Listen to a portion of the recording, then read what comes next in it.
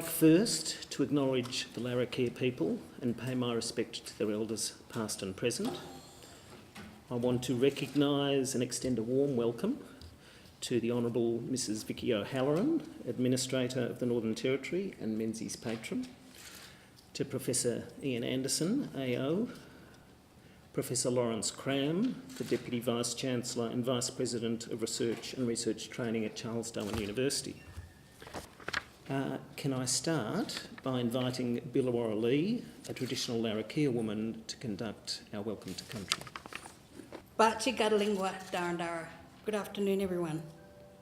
I don't know if you realise it, but when you ask a traditional owner to do a welcome, you show respect to the First Nation peoples of the land and their ancestors. So welcome to Larrakia land, and I thank you for the respect you show us, the traditional custodians of the land we gather on today. And as I have a soft spot for Menzies and the friends I've made over the years, it's a double pleasure to be here. I acknowledge and pay my respect to dignitaries. There are other Larrakia people in the room, other First Nation peoples, our orator, Professor Anderson, but especially other elders that are here today.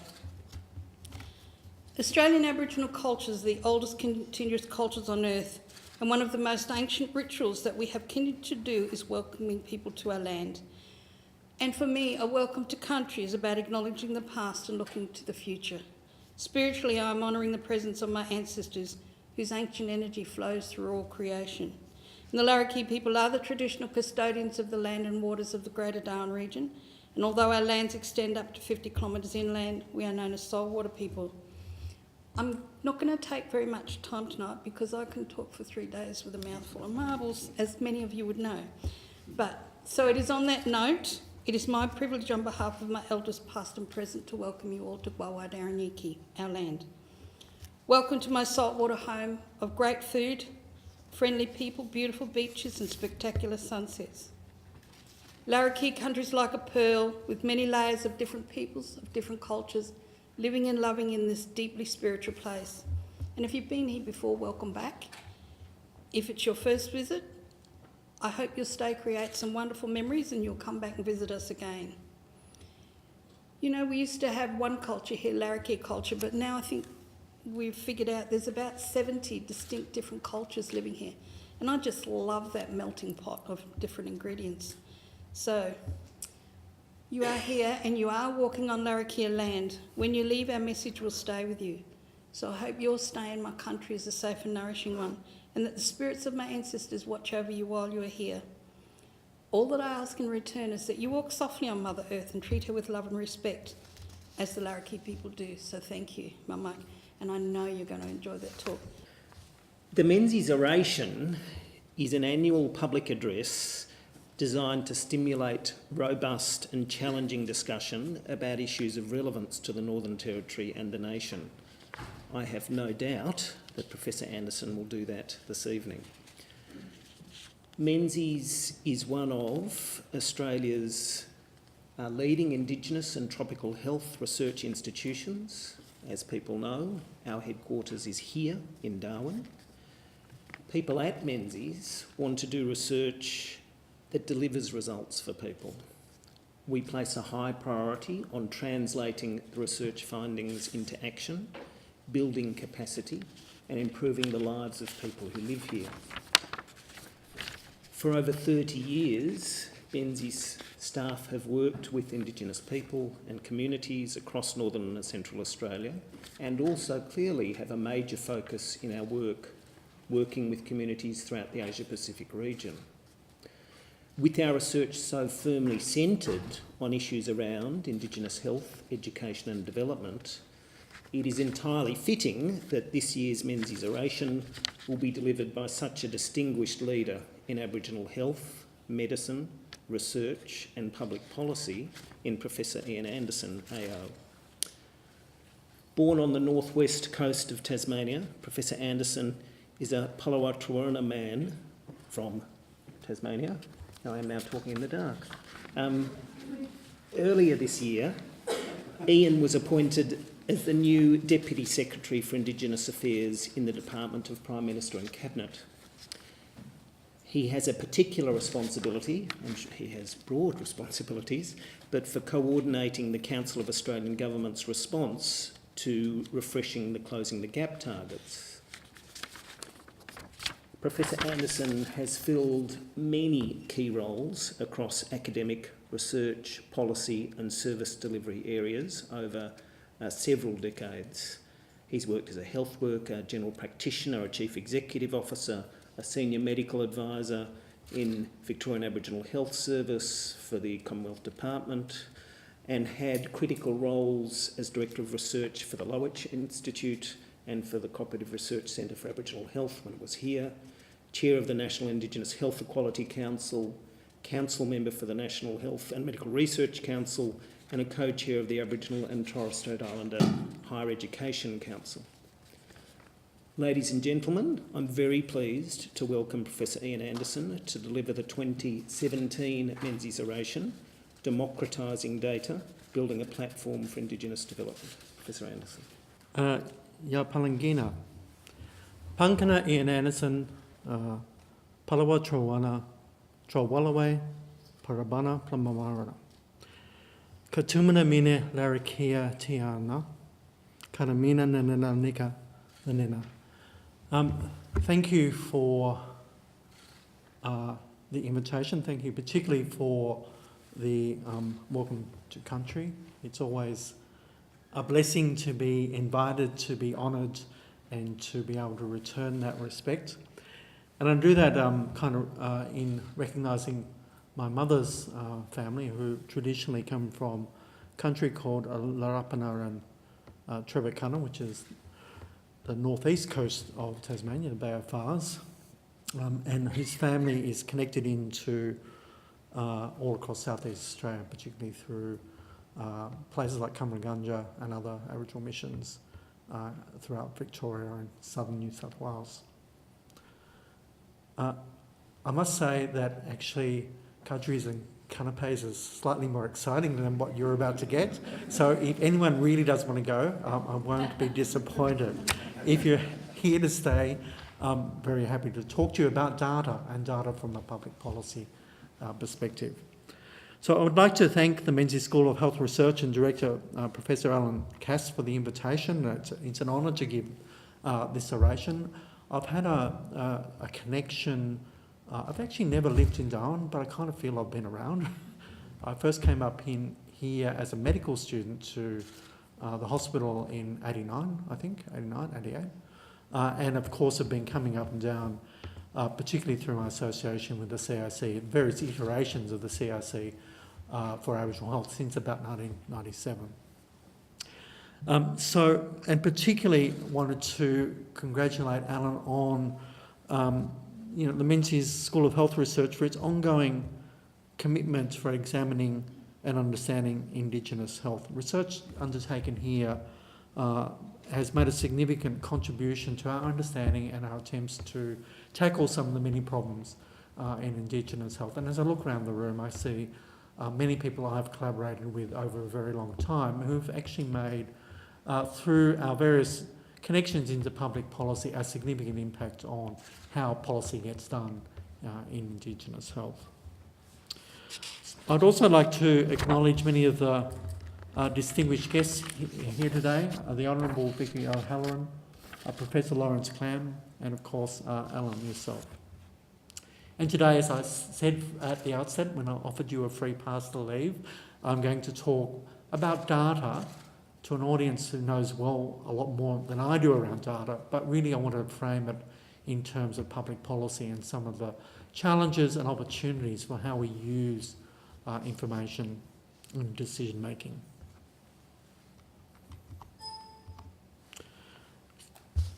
Data is an extraordinarily powerful tool. It shapes much of our society. Governments, businesses, non-profit organisations and individuals all use data as a basis of decision making. We, as often been said, we live in a data age. The Australian Productivity Commission, in their inquiry on data availability and use, drew on IBM estimates to actually point to the staggering growth in data across our globe. The amount of digital data generated globally in 2002, 5 terabytes, is now generated every 2 days. So every time you take a selfie, just consider what you're doing to that global data production. In addition to the significant growth in the amount of data being collected, we also have an opportunity to better use our data assets. We have much more sophisticated technologies to analyse and integrate data. In fact, we are able to analyse more data more quickly and at much, much lower cost. By way of example, decoding the human genome involves analysing 3 billion base pairs. When this was first done in 2003, it had taken over 13 years at a reported cost of $1 billion US dollars. Today, it can be done in a day at a cost of approximately $3,000. So that's just an indicative of the technology and resources that we have in analysing data. Many of you here tonight are in some way involved in the production of data. You might collect data or information as part of service delivery or part of a research project. You might collect data to analyse information and evidence, or to use this information in making decisions in how you deliver services or make policy. Data collected through research, survey and census, or from the administration of government programs and activities, has played an important role in guiding the policy and practice, particularly in Indigenous affairs. Public data is a national asset. However, its value is only realised when data is transformed into information and, more importantly, knowledge. Data can help shape debate, identify areas of need, and be used to analyse the effectiveness of policy and other actions. But for this to occur, it must be high quality, and we must collect the right information, the right data. Moreover, it must be accessible to all. I would like to stress that data is not useful in isolation and must be combined with the skills and the capabilities to make it useful.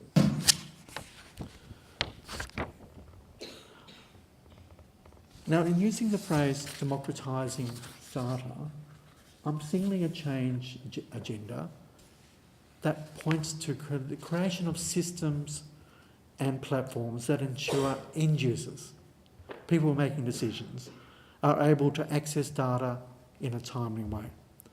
One that is relevant to much wider audiences. We're talking beyond data geeks, to people who are making decisions in service delivery, in communities, in policy, a much wider audience that allows it to be used. The availability of data on Indigenous Australians has reflected broader politics. In 1901, it was reasonable to infer that in the late 19th century, when representatives of the then 6 British colonies, New South Wales, Victoria, South Australia, Western Australia, Queensland and Tasmania, came to draft Australia's first constitution, Aboriginal people weren't part of the landscape. It's probably those that were then drafting the constitution for the new federation did not want to include Aboriginal people in thinking about electoral boundaries, or in financing arrangements for the states, or for the development of services and or planning. It was also possible, and in fact well documented, that at the time most people thought that Indigenous Australians would just fade away and not be part of the new federation. Under this scenario, there was no real need for information about Australians' Indigenous population to be collated, and this is reflected in the race clauses of the original constitution that you can see. It was not until the 1967 referendum that paved the way for the Commonwealth to take responsibility for the administration of Indigenous affairs at the national level that Aboriginal people were first formally included in population counts. Information had been collected, but the first time were formally included in the population count. And this really marked the first phase of data development in Indigenous Australia. In the years that followed, data sets concerning Indigenous Australians have been slowly built up. The Australian Bureau of Statistics, for example, has developed a much clearer picture of the lives of Indigenous Australians. Over the last 3 to 4 decades, this has grown through administrative data, through the sort of data collected in vital statistics, data on births and deaths, hospital data, Medicare data, and so forth. But perhaps more than just collecting information, I think one of the more significant innovations occurred over the last 2 decades has been the development of systems to use data in decision making, initially and particularly at a policy level. These systems draw on the data that is collected across all those data systems with the specific purpose of making a policy decision. So we're not just collecting information, doing what I used to call data rain, but we're quite strategically thinking about what is the information that a politician, a policymaker, a service provider needs to make that decision about their service, about that program, about that policy. I think, probably unarguably, one of the most sophisticated data sets relating to ASMOB is in the Indigenous health sector. The move earlier this century to start strategically using data through vehicles such as the Aboriginal and Torres Strait Islander Health Performance Framework reports marked the beginning of the second phase of data, a much more strategic approach to why are we collecting this information and how is that incorporated into our decision-making processes.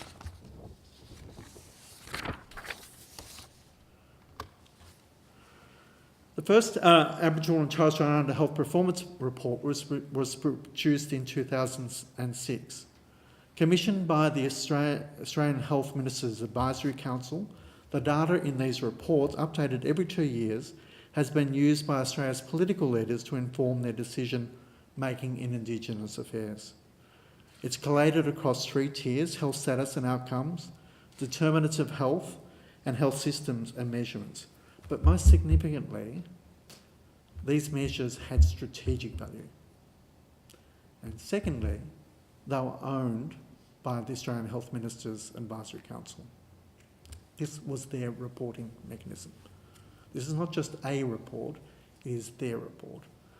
That brings with it political consequence, or what we call jurisdiction. This is your report, health ministers. What is your response? What's your response to what we see as the trends? In fact, the data contained in the Aboriginal and Torres Strait Islander Health Performance Framework played a pivotal role in the decision of the Council of Australian Governments to allocate resources in 2008 to address Indigenous health disadvantage. In fact, it was $2.2 billion.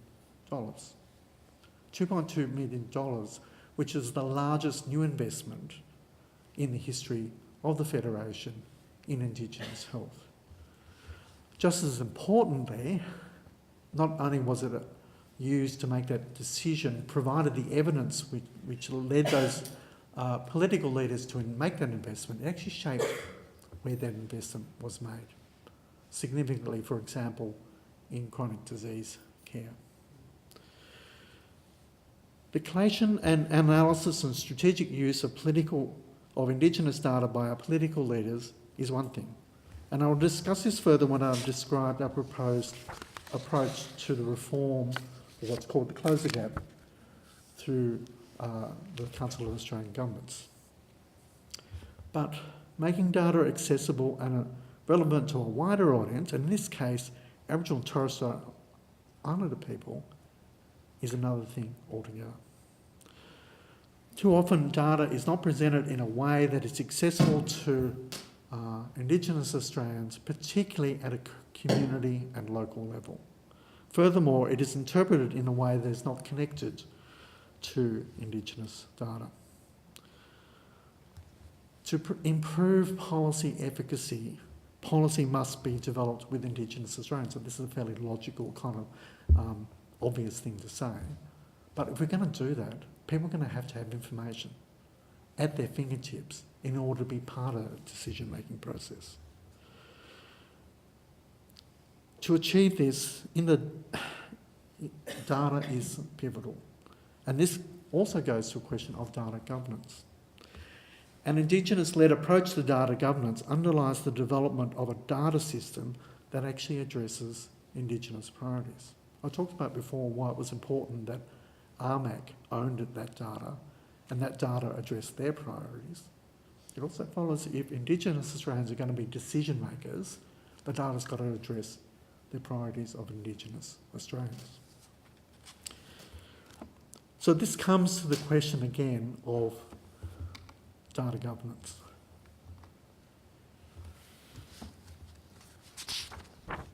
In a recent presentation at Melbourne Institute's Public Economics Forum in Canberra, the University of Tasmania Pro-Vice-Chancellor for Aboriginal Research and Leadership, Professor Maggie Walter, spoke about the importance of Indigenous governance in relationship to data collection.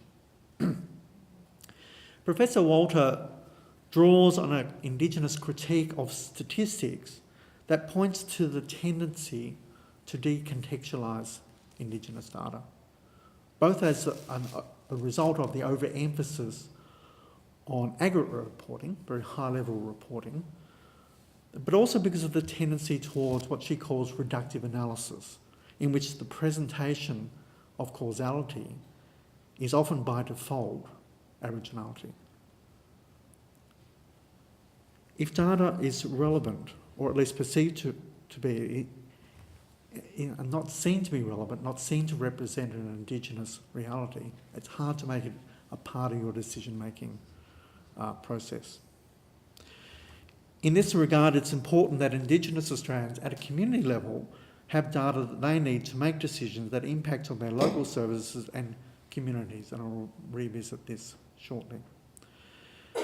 Professor Walter further argues that Aboriginal people are pejoratively positioned by what she calls the 5 Ds: deficit, different, disparate, disadvantaged and dysfunctional. She does this to point out or raise the question of what would Indigenous data look like in this country if Aboriginal and Torres Strait Islander people and interests led the process of collecting the data. If Indigenous values and socio-cultural realities were embedded in that process. And if Indigenous Australians decided what was the information that was sought and who were the intended audience. The answer is, and I agree with her, is that data is far more relevant and accessible to Aboriginal and Torres Strait Islander end users if they are involved in this process from top to bottom.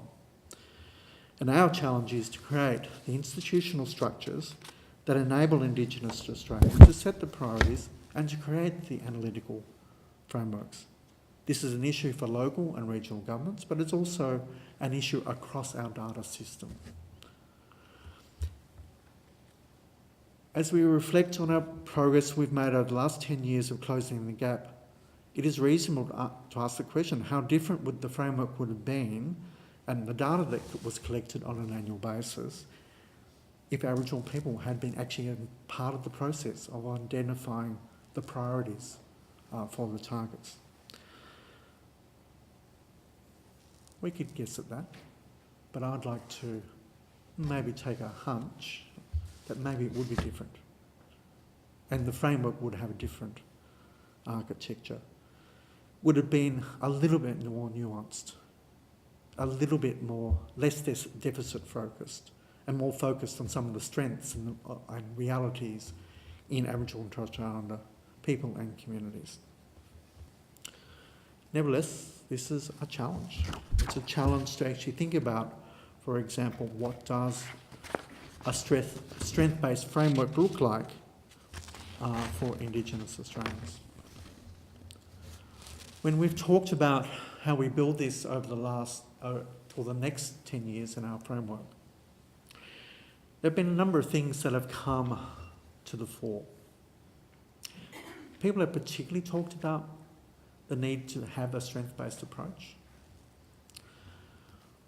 We've acknowledged that that is quite challenging. We can't lose sight of some of the challenging disadvantages or disparities that need to be addressed. We can't simply remove them and pretend that they're not there. But on the other hand, we can also shine a light on some of the quite extraordinary change in Indigenous Australian lives, particularly over the last 10, 15 years. For example, the 17,000 Indigenous Australians in higher education, the growth of the very significant growth of what's now called the Indigenous middle class, the growth in Indigenous businesses, the growing wealth in some parts of Indigenous Australia. The fact that in the north, Indigenous Australians have some sort of title over 40% of the landmass. These are things that are buried in a narrative that just focuses on deficit. One of the challenges too is to make that an aspirational narrative. In this case, some of the work that we've done with the Indigenous Advisory Council has emphasised prosperity as an aspirational challenge. That doesn't always ring well with some people, but it's challenging. It's interesting that it's easier to talk about Aboriginal poverty than it is to talk about Indigenous prosperity. People have talked about the needs within that framework to have an aspiration that also holds on to the ongoing survival of Indigenous cultures, but in an environment where people also have educational opportunity, economic opportunity, an opportunity to realise the value in whatever way of their land asset, and to build a world in which people have choice to realise the life that they value. It's very Amartya-Sen. In fact, that's actually where we borrowed it from. That gives rise to a moment when there are ethical possibilities about what that culture looks like, where you can actually, as young leaders or community leaders, challenge those behaviours and values that you may not think are alive or aligned to that aspiration. We're still working through what a strength-based narrative might look like, but working with our colleagues, our Indigenous stakeholders and communities to actually build that narrative. Build a narrative that actually shines a light on strength, that measures things in a way that's different, that also connects all those opportunities, whilst at the same time recognising the challenges in the life expectancy gap, the challenges in the educational gap. That will take us over the next 6 to 12 months to work through in terms of that engagement, but hopefully leading to another set of 8 or so targets that will build our platform for the next 10 years. Within that, there's also a need to build a much stronger focus on local decision making. If we're going to hold the accountability in the system, we need to also then bring data at a much more granular and local level. Too often the data we have is aggregate. We talk about what's happening in Indigenous communities in the Territory, what's happening in Victoria. Actually, if you're making a decision, you need to know what's happening in Shepparton. If you're a local leader, you need to know not that there's a 20% gap in Year 12 retention in your local schools, but that equals 40 kids. You need to know that when you're addressing at a local level the employment disparity, not that that's 20%, but you need to know that that's probably 200 jobs. Because with that granular information, you can then say, how are we going to take, which schools, which employers are we going to work with in order to address that challenge? So if we're able to provide information, not just at the aggregate level, but at the community level, people can actually make determined and informed choices about what they need to do in order to make a difference in their lives. And when that's happening, that's exactly what is happening.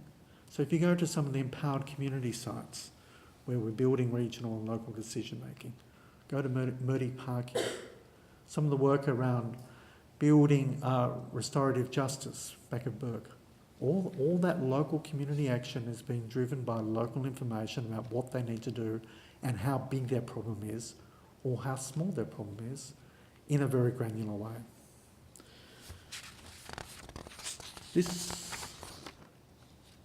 is a challenge, but we need to build those platforms. It's actually quite challenging to get information about your community. Anyone who has tried to negotiate with multiple government departments knows that it actually is quite challenging. It's much easier to get information on how we're tracking as a jurisdiction, very hard to find out what's happening in Alice Springs. Yeah? And if you're a community decision maker, you're trying to reach out all the time and reach into government, across government, at a Commonwealth level, or across at a territory level or a state government level, to actually negotiate access to fairly simple information. This is not complicated stats. This is not one for the data notes. This is actually descriptive information about how your community is tracking. But it's a key. If you want to make a local decision, if you want to support people to make decisions about how to improve antenatal services, how to improve schools retention, that's going to happen at a local level. It's not going to happen here in Darwin. It's not going to happen in Canberra. Can't make it happen from Canberra. It's got to happen in Burke, in Sydney, Shepparton. And people have got to have the information as a tool for their decision making. Local decision making is a key to driving changes in behaviours and values. These are the decisions that families make, that community leaders make, that service providers in the local town make as a part of their day-to-day work. Without local data, it's probably not possible, or maybe be fair to say less likely. And you certainly not even be able to know that all that effort had made a difference. It's a key to building accountability at a local level, and it's a key to closing the gap. Now, there have been significant improvements in the quality and type of data collected to build our national data asset, but we need to look at ways to make it available and accessible. So, granular local data is the key to what we might want to do over the next 10 years.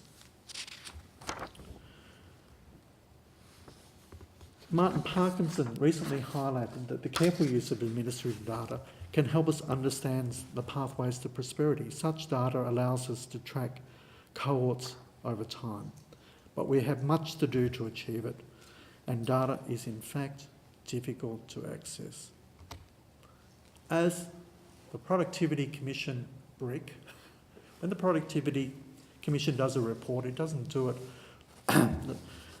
the summary of this is about 100 pages long. Go and read the summary. Anyone who has struggled with access to data should go and read the summary. It feels like you've gone to church and someone has blessed you. It's a lack of trust by data custodians. Our data system is risk adverse. There are legal restrictions and concerns about privacy.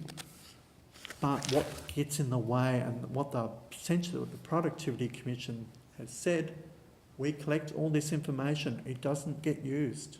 It's not going to get used until we change our data culture.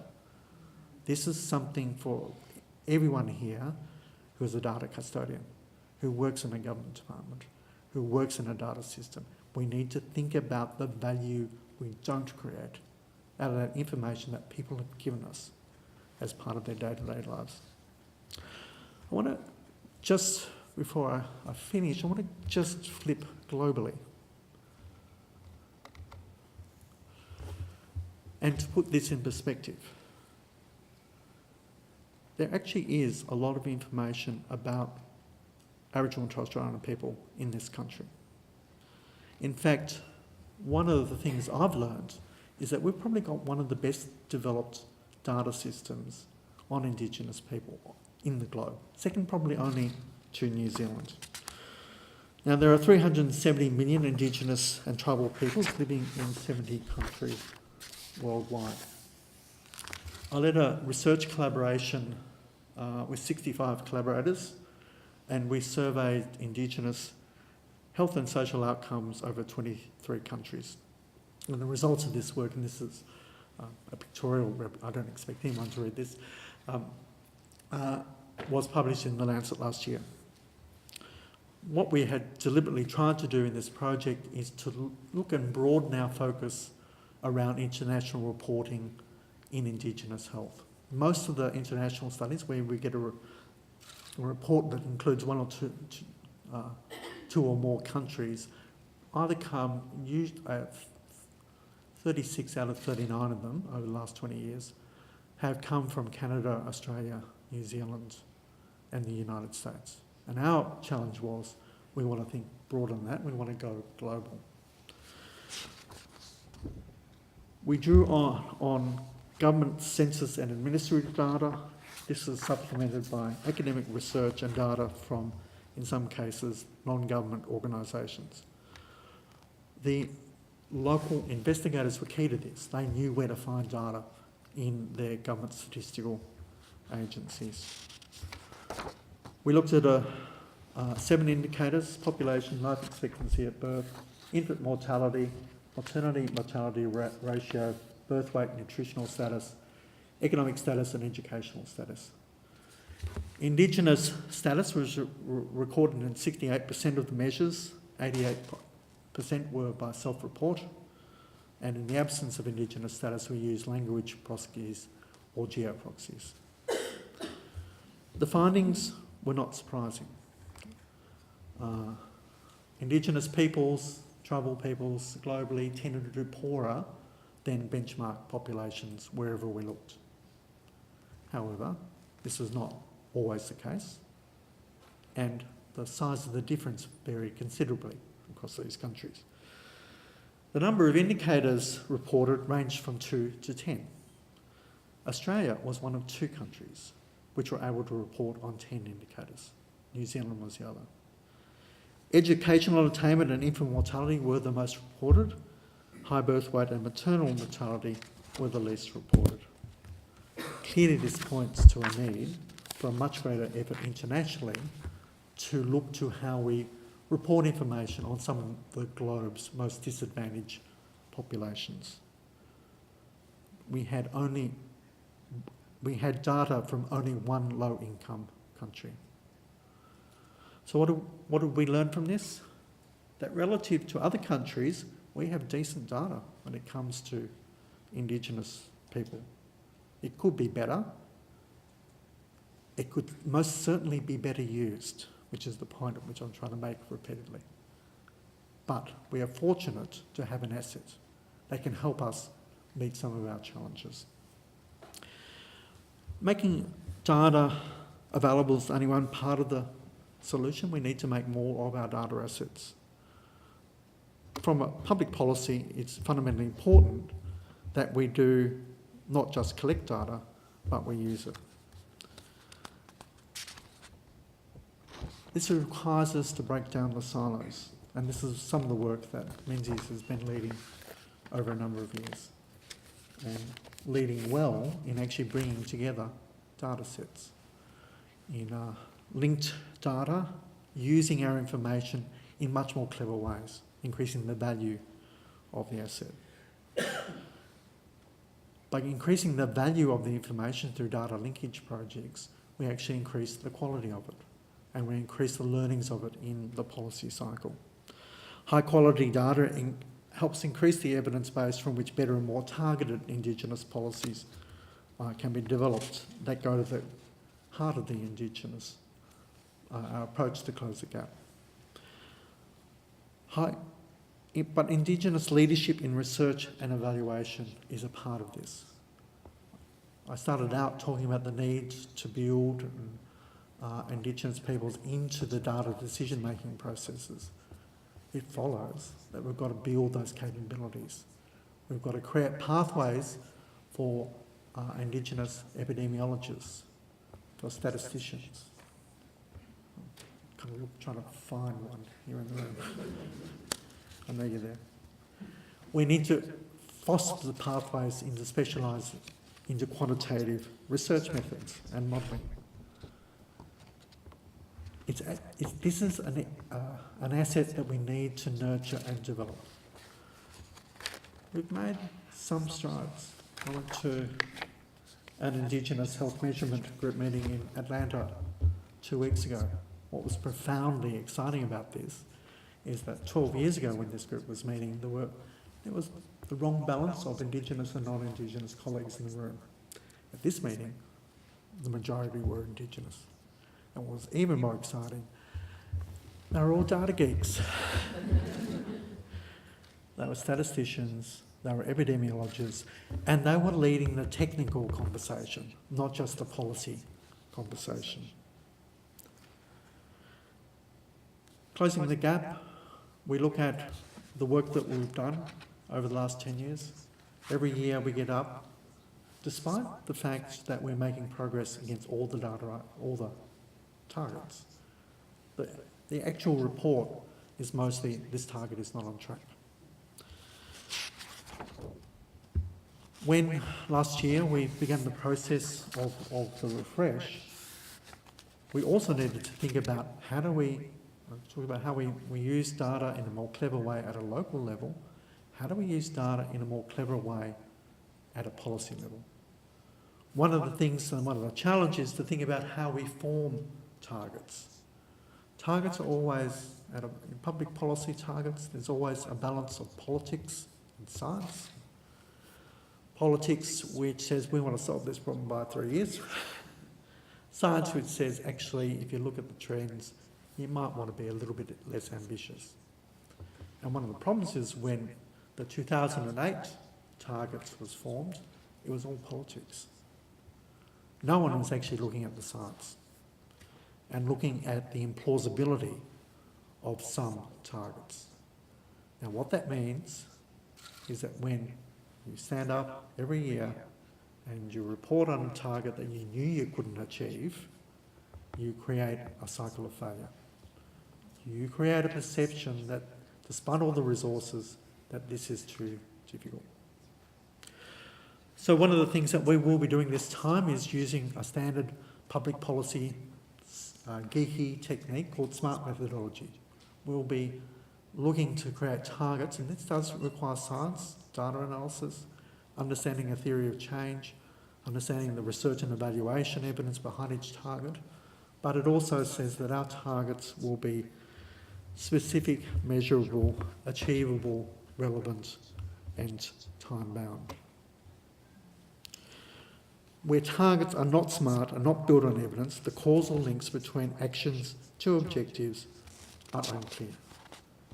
And in essence, what we've done is we've contributed to the deficit mindset because we've created a public policy commitment to failure. Yeah? Rather than acknowledging both the intergenerational processes of change and also to setting a target that we know that with extra effort, with extra resources and the right programs, we can actually reach.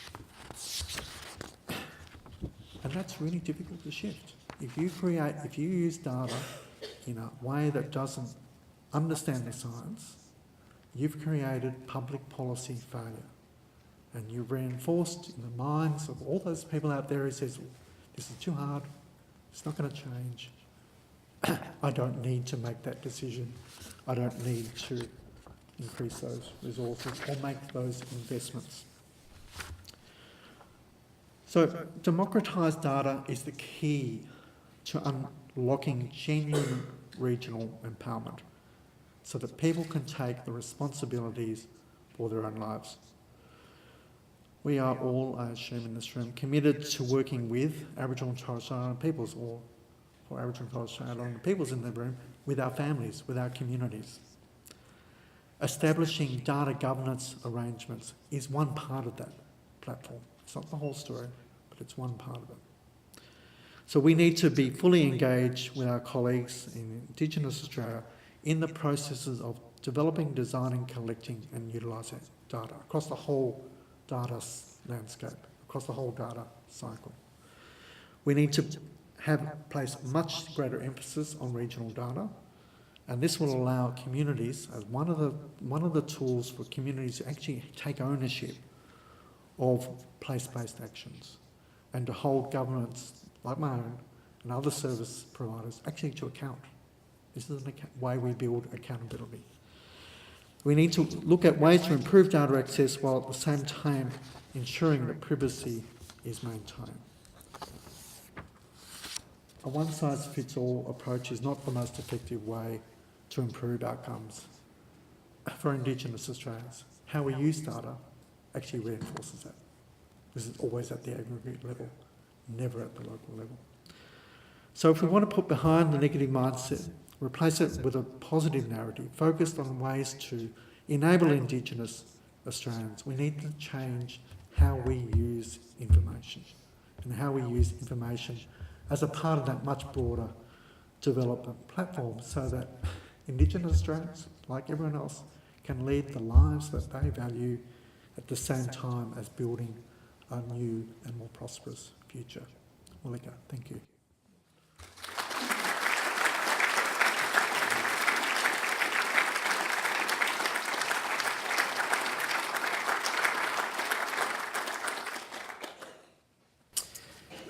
Well, thank you, Ian.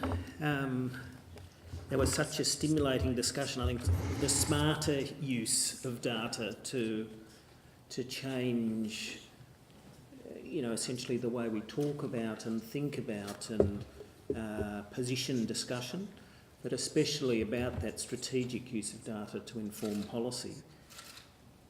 When you talked about the need for an emphasis on the use of granular local data so that communities could, take ownership and advocate for place-based solutions, I was thinking that's incredibly relevant to the type of work that we do here, and we need to understand that and think about those sort of approaches. I think you sort of so clearly outline how the improved use of design, collection, access to data is indeed so essential to driving, building that evidence base that we talk about in research institutions, but about that then supporting and driving policy to improve outcomes. Now, Ian has kindly agreed to take a few questions from the audience, so we can do that now if there are questions. No comments? One up the back. The furthest we had to run to take the... Shall I just shout? Oh, it's coming, it's coming.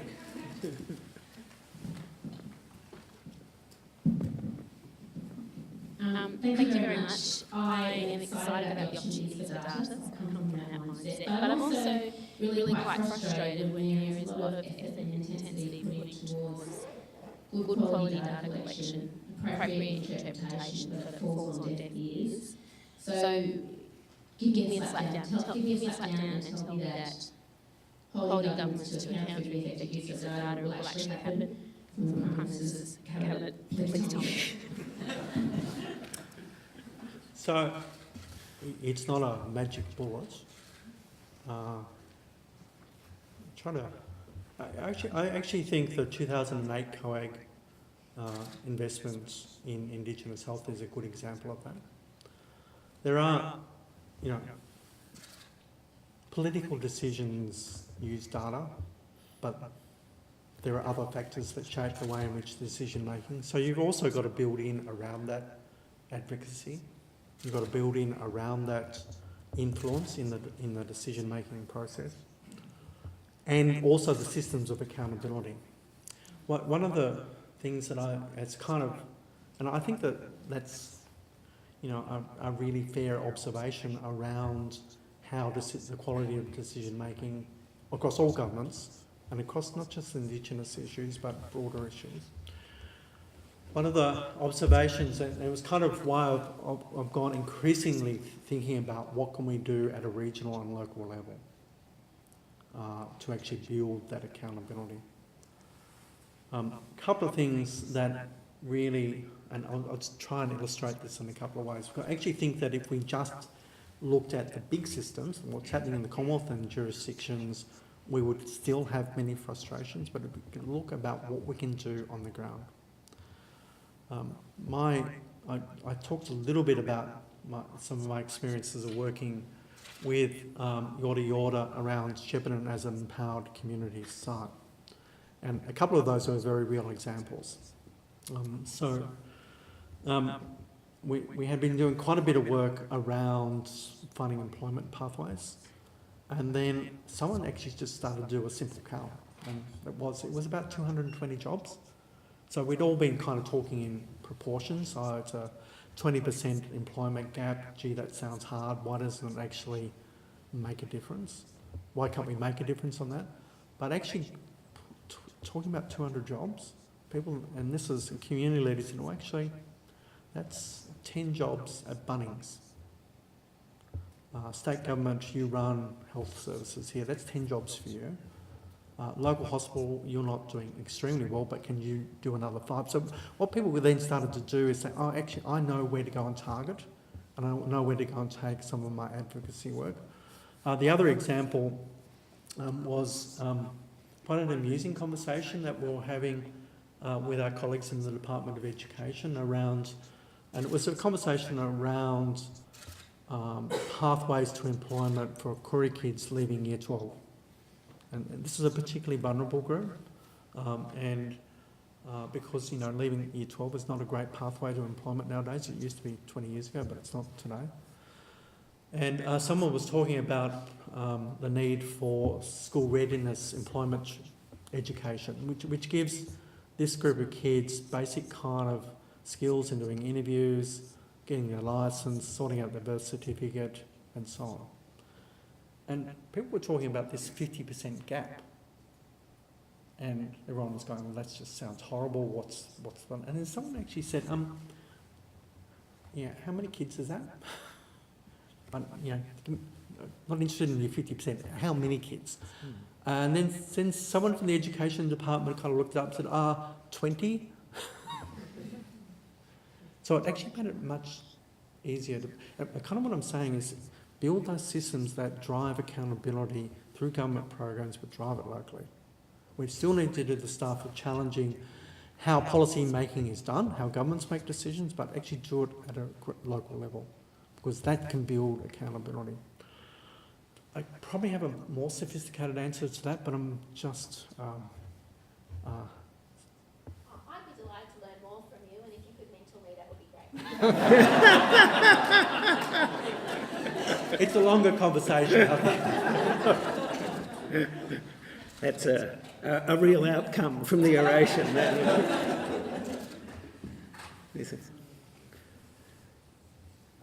Having been involved in community education in remote areas for more than the last 30 years, the first question that I and other colleagues always ask is, what is the individual person, family, clan, community, region's first language? And so when we're looking at those closing the gap targets, to me they don't mean very much, because I'm aware of the great disparity between, if the answer to that question is not English or an Indigenous language is the first language, and English might be the 5th, 6th or subsequent language after that. That's, I think, where we start to get smart with our data. The wrapped up, rolled up is a long way from being green. That's right. You're absolutely right. And everything I say is a long way, but we're not going to get there until we actually start framing the problem and start saying, this is a challenge. to our development. We're not going to build those processes, and that's a perfect example, until we can stop thinking high level, aggregate, actually start, what does it look like when you start to ask what's important regionally, what's important locally.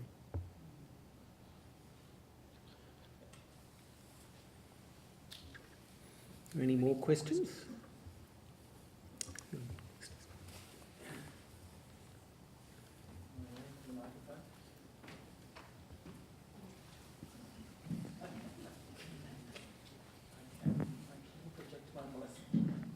And thank you very much. It was really interesting. And I like the focus on strength-based and prosperity indicators.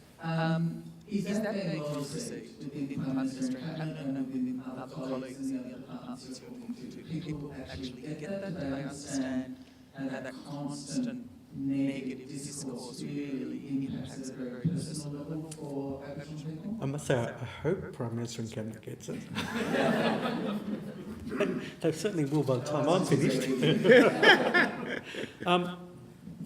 I think there's kind of, look, if I answer more seriously, I think people get the importance of it. That's what they're hearing through our engagement processes. That's what people are saying to them. I don't think people actually understand what that means. And also to the challenges of realising that. So if I go back to the framework that we have been testing out, talking about prosperity, there's probably 3 elements of a strength-based narrative. There is the narrative, so we're not just closing a gap. We're trying to do something aspirational.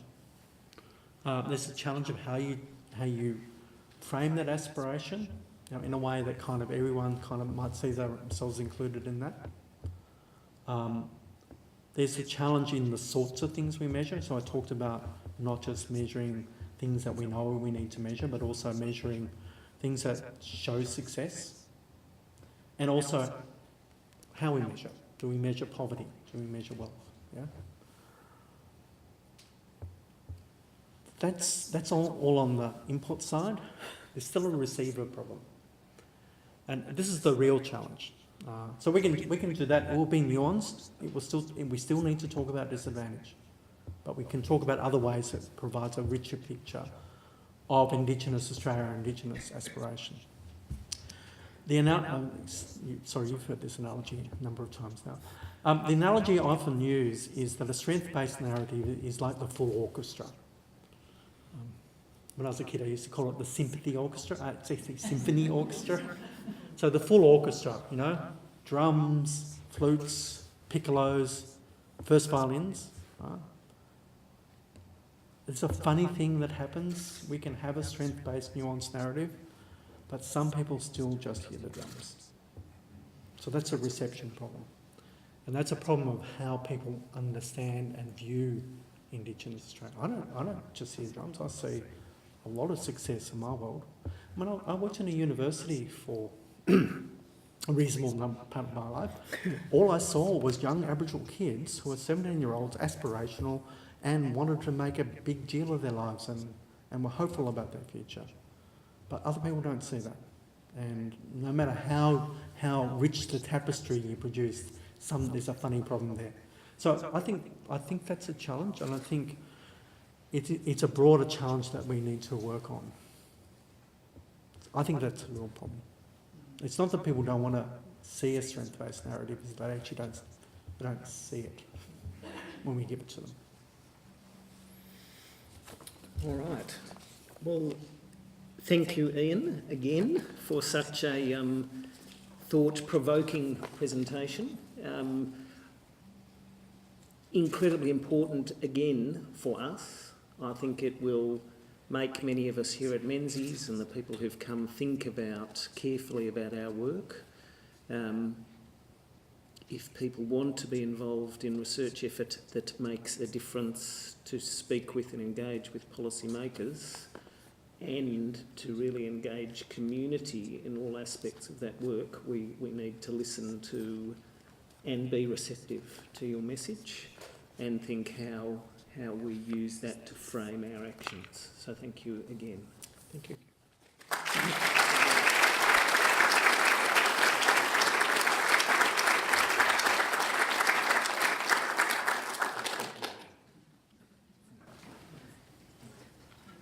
just as a token of our appreciation. Thank you.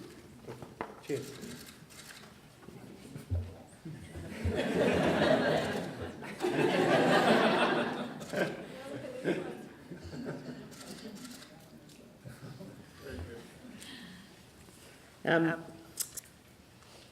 Ladies and gentlemen, our annual oration also gives us the opportunity to present the Menzies Medallion, which is the highest award offered by Menzies, by the Menzies Board, and the medallion recognises those people who've made a highly significant contribution to health in the Northern Territory.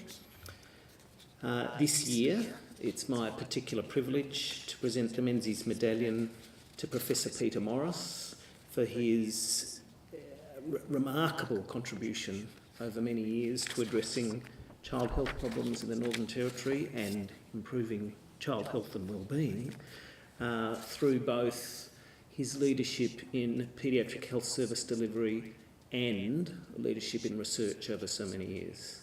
So I'd want to ask Peter to come down to accept the award.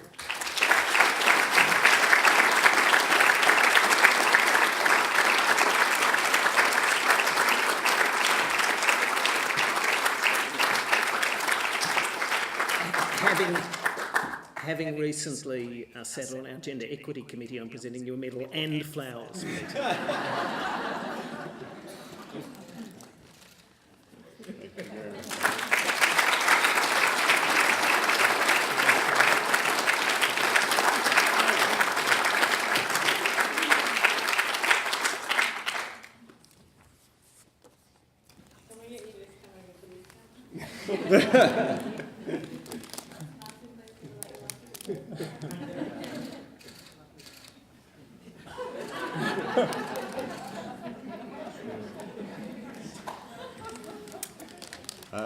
Thank you very much, Alan. This is the first time I've ever been given flowers. I'm glad there's lots of photos.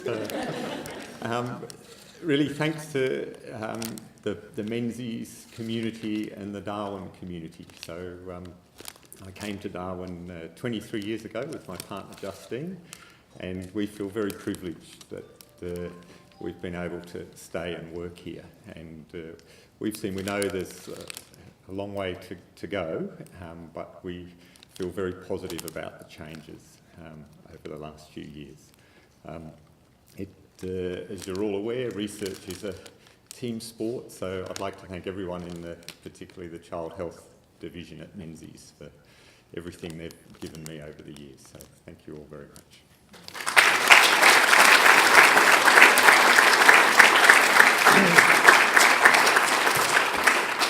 So thanks everyone for attending the oration. For those of you who want to learn more about Menzies, most of you know a lot about Menzies, please visit our website. It talks about the work of people across Menzies, Peter and the Child Health team, Jackie, who asked that wonderful first question, many of us working here and what we do and why we do it. I invite you now to join us for some light refreshments in the foyer and to continue some of the discussion that I would think that Ian has provoked and promoted. So thank you. Good evening.